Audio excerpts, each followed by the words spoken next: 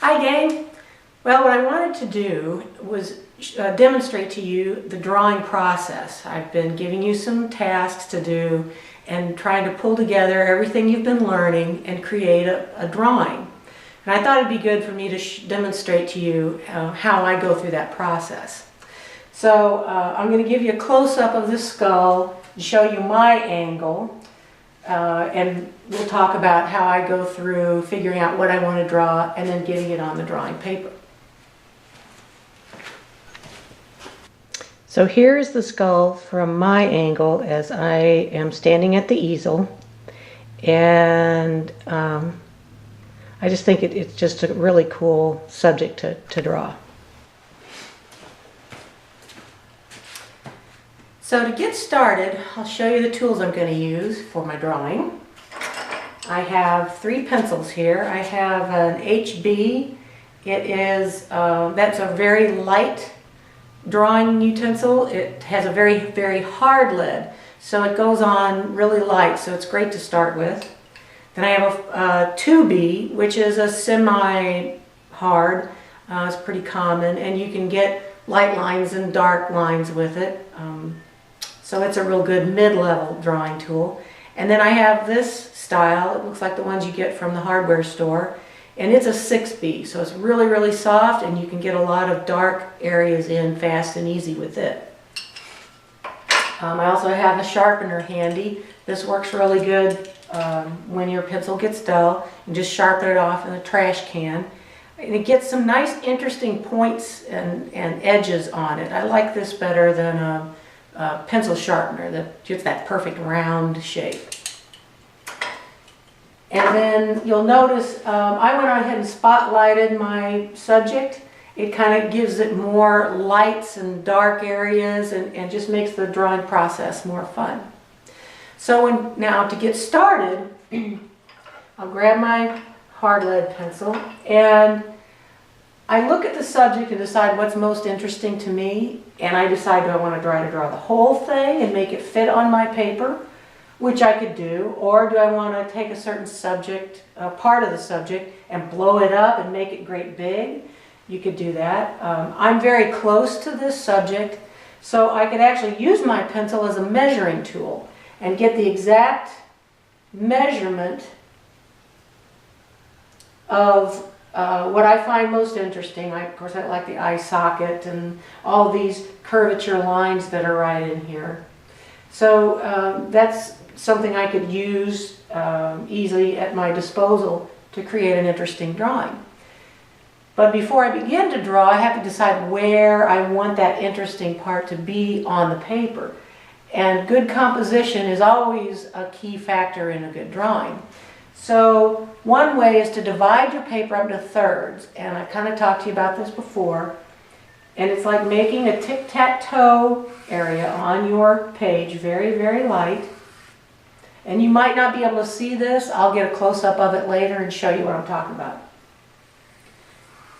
And so I've got my tic-tac-toe, and wherever one of these cross points is located, that's where a good general area is to put your center of focus. It helps the eye move around. This is called the golden section. It's works every time. So it's a real good go-to composition to use. And I'm going to use it today. So I think I'm going to place my eye socket right about in this area. Now to get started, I've asked you before to always start with very light lines. And to add to that, you can use what's called tick marks. They're just little pencil line notes. You'll know what they are and where they are and what they mean because you've drawn them. But they're just little notes to help you know where things are located before you actually start putting in your lines. So if I'm going to start with this eye socket, I'm going to get an idea how big, and I'm going to place it right here. I like this diagonal shape that I can see going on. So I'm just going to make some little tick marks. I'm going to get that angle, so right about here, right about there, and right about here. Okay, so that lets me know how big my eye socket is going to be on my paper. And then everything else will measure out accordingly. If you're drawing the whole subject, you start with the top and the bottom as a tick mark, and you make everything fit into that. I'm going to let mine run off the paper. There's nothing wrong with doing that. And that kind of makes an interesting way to lead the viewer's eye into the subject and into the drawing. So from here, I'm going to make some other just note tick marks. I could measure, like I could take from here to, I can do this better, from here to here. How far is that? Well, that's about that far. So, pressing out of the way, there's that mark. And then I can take that and follow that in later. Then let's go across about the width of my pencil. So there's the other edge of the eye socket. And so you can see how even you can get a reference point as to where that's located. I'm going to lower mine just a little bit. So you can see how handy making little tick marks are. They don't mess up your whole paper. Now we can even go up here to the midpoint, or the point of the skull. It's about right up there.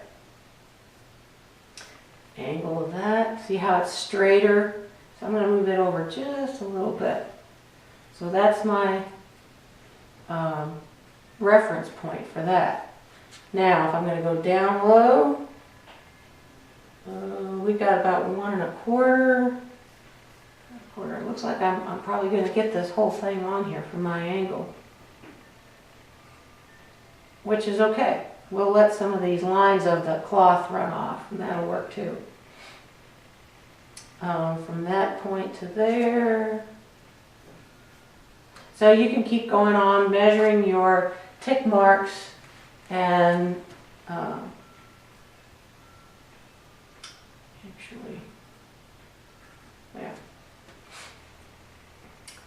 getting your line set up that way. Then you can lay in your big shapes, like I've always talked about before. Making it, you've got your rectangle, you've got kind of a triangle shape here, and I've got a little rectangle over here, so you can kind of sketch that in too. So I'm going to get a close-up and show you the tick marks. Okay, so I hope here you can see the tick marks, you can see the eye socket, and just the points of reference that I've established here. And maybe I drew my lines in where you can kind of see those too for the composition, that golden section. Okay, so we've got that established. Now I can start laying in my overall shape. So I'm going to draw a line out over there. We're going to get this triangle in. Actually, yes, triangle. Sort of a triangle. And then I can bring in my rectangle. Now it's kind of funny, there's teeth down here, but I'm not worried about that for right now. I'm just kind of getting my points in here where these sections are as far as the size of everything compared to everything else. And I also want you to notice how I'm using my arm, my whole arm when I draw it, how I'm holding my pencil. You can really get a lot more interesting shapes and lines if you begin to draw this way. You also want to spend more time looking at your drawing as opposed to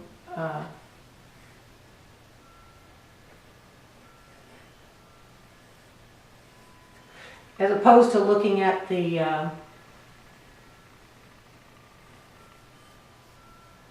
page. When you look at the page too often, you actually, what you're doing is thinking that you know how that's supposed to look. instead of looking at it directly and knowing how it's supposed to look.